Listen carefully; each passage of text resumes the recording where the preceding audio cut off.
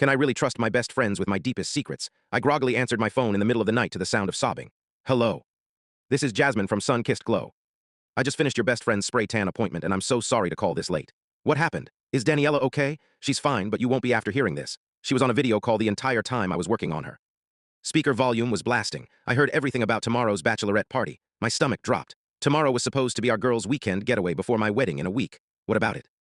They're not taking you to a relaxing resort. They booked you at some seedy club called Electric Storm downtown. Your maid of honor, Rachel, has been secretly texting your ex-boyfriend, Mike, for months. She invited him and his new girlfriend to show up tomorrow night. I sat up in bed, shocked. That's impossible. Rachel hates Mike. She was the one who helped me through our breakup 2 years ago. I'm sending you a recording. I know I shouldn't have, but what they're planning is cruel. The audio file came through immediately. Rachel's voice was crystal clear. Phase 1 is getting Emily to Electric Storm instead of the resort. I told her the resort had a last-minute cancellation, but I found something even better. A girls' night out downtown. Another voice I recognized as my friend Alex chimed in. And Mike is definitely coming.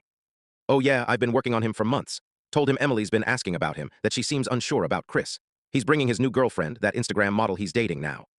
When Emily sees them together, looking perfect, she'll realize Chris is just her safe rebound choice. Rachel laughed coldly. Trust me, seeing Mike moved on and thriving while she's settling for boring Chris will destroy her. I'm betting she has a complete meltdown right there in the club. Maybe even calls off the wedding entirely. Why do you even care this much? Alex asked. Because Emily doesn't deserve her perfect little life, perfect job, perfect fiancé, perfect wedding. Someone needs to show her that not everything works out like a fairy tale. Plus, Chris is way too good for her. He deserves someone more, I don't know, exciting. The recording continued with them discussing backup plans if I didn't fall apart fast enough. They'd arranged for Mike to approach me, mention how happy he was to hear I was getting married, then introduce his new girlfriend.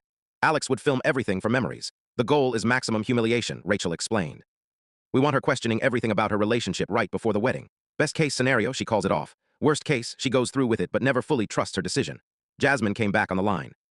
I'm so sorry you had to hear that. No one deserves friends like that. I hung up shaking. These weren't random acquaintances. These were my closest friends since college. Rachel was my maid of honor. Alex was my cousin.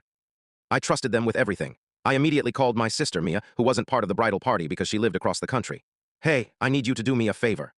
Can you call Rachel and ask casually about tomorrow's plans? Don't mention I know anything. 20 minutes later, Mia called back. Holy Emily, she tried pumping me for information about your unresolved feelings for Mike. Asked if you'd mentioned him recently, if you seemed nervous about the wedding. When I said no, she seemed disappointed. That confirmed everything. I spent the rest of the night planning my response. The next morning, I sent a cheerful text to our group chat. Girls, slight change of plans for today. Chris's mom surprised me with a family-only spa day at her country club. Apparently, it's some mother-daughter tradition I can't get out of. Rain check on tonight. So sorry for the last-minute switch. The responses were telling. Rachel, oh, that's great. Family time is important. Alex, can't you reschedule with his mom? I could practically feel their panic through the screen.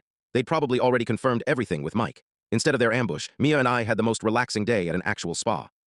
We got massages, facials, and I told her everything. She was livid but proud of how I handled it. Around 8 o'clock am, Rachel texted, hope you're having fun. We decided to grab drinks anyway since we're all dressed up.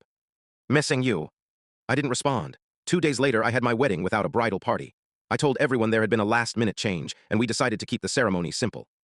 Chris and I exchanged vows with just our immediate family's presence. It was perfect. Rachel texted after seeing photos on social media. It looked beautiful. Sorry we missed it. I never replied to that either. Jasmine got a huge tip and a glowing review. I learned a valuable lesson. Stand up for yourself and refuse to be a victim of manipulation and betrayal, even if it means making tough decisions.